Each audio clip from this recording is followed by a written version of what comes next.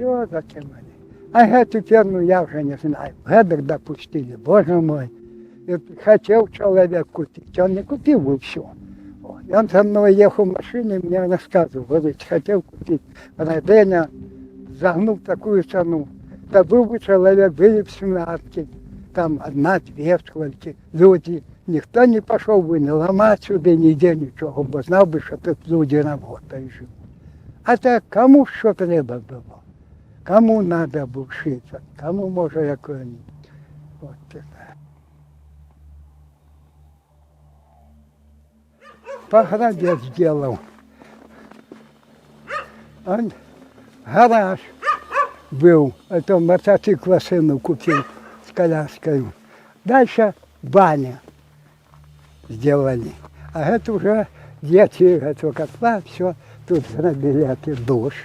Ну а баня, то зимой не робить. Надо воду утеплять, то я уже хоть летом протоплю. А як жизнь була? Приїдеш сюди, тут на вечірки приходили. Садись, лампочка горить, все. Приїдеш до хати з цих вечорок, лампу запалив і глядиш в ту місу, що там є. Бо глаза вже привикли до лампочки, до світу, а ту лампу запалив. І на цьому столі кінця не бачив, що там є. З тої лампи. Що вже очі до цього привикли, там. А вже як сюди перейшов, то там одну лампочку тут поставили. Все, вже любота пішла.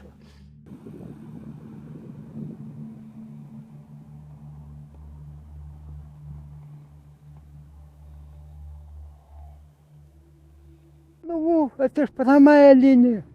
Вот от этого дома шел второй, не первый, а второй. Километр туда до моего дома, в котором я жил.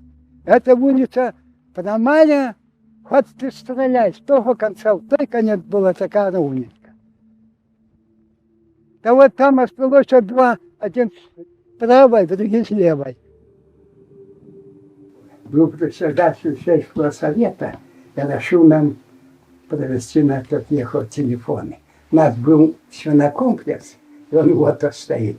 И там был один телефон. У кого какая беда, мы ночью, днем, надо ж подъехать туда, зайдешь, там замкнено. Кого найдешь, подомкнуть, на какую-то скорую выспать. А после района дал команду, провели, кто желая. Дорого было тогда, еще для начала. Но они попроводили. Счастливо так. Я сдал бычка на опытного, это Майск, вот он, тогда опытный называют. Из-за того бычка пришлось мне это заплатить телефон. Он как, целого бычка годовали. А сейчас она большинство наелась они. Тогда Ивана, тогда Романа, тогда Степана. Добре. Много было людей. Сколько? Полно, это вся деревня была, детей много было. Это все.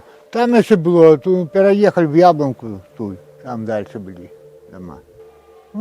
Я родился в 57 году, и все, и пошло так. В одной хате 7 детей было, вот той синей за памятником. А там по 3, по 4, у соседки 3 было. Там 2, тут 3. А сейчас?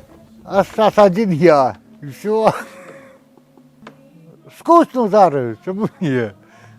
А що зробиш? Летом хватає роботи, то дрова заготавливаю, то тое, то картошку сажу. Все. А расскажите нам еще про историю деревни. Вот там мы видели памятник, может, вам и не знаю. Вот если дед, вы говорили, да, если звездочка на доме, это дед ваш воевал. А что рассказывал, может? А батько ничего не рассказывал. Я не умел рассказывать. И что, вы вообще ничего не знаете? Не. И про спаленную деревню тоже ничего не знаете? Не. Тут 2 улицы было, там улица и тут. И там, наверное, была. Я просто не знаю. Много людей тут было. А что больше рассказывать, я не знаю. Почему? Я тут привык уже. Деревню спокойно. А там я у сестры был двоюродный, вот, то переношу, я говорю, вези нахуй, да, и все.